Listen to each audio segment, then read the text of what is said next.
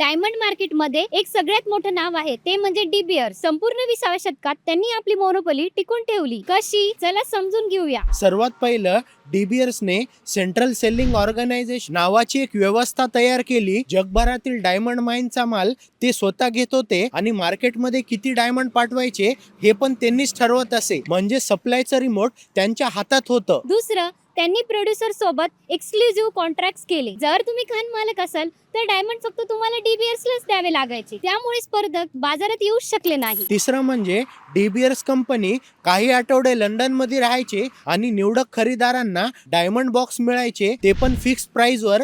घ्यायचं तर घ्या किंवा सोडून द्या. यात बोलाचालीला अजिबात परवानगी नव्हती. चौथं, जेव्हा मागणी कमी होत असत तेव्हा डी बिअर्स डायमंड खरेदी करून स्टॉक पाईल करत असे आणि हळूहळू मागणी वाढली की ते बाजारात विक्रीसाठी येत असत. आणि पाचवं सर्वात महत्वाचं शस्त्र म्हणजे मार्केटिंग. 1947 मध्ये त्यांनी एक स्लोगन दिलं, a diamond is for ever. त्यांनी डायमंडला लग्न, एंगेजमेंट आणि प्रेमाचं प्रतीक बनवलं आणि तेव्हापासून जगभरातील लोकांनी डायमंडला एक आवश्यक गोष्ट मानायला सुरुवात केली आहे. डी बिअर्सने लक्झरी स्टोन्स म्हणजेच डायमंडला कल्चर आणि इमोशन्स यांच्याशी जोडून ठेवले आहे आणि संपूर्ण जगाचं डायमंड मार्केट कंट्रोल केले. आज त्यांचं वर्चस्व कमी झालंय पण नाव मात्र अजूनही डायमंड इंडस्ट्रीचं किंग आहे.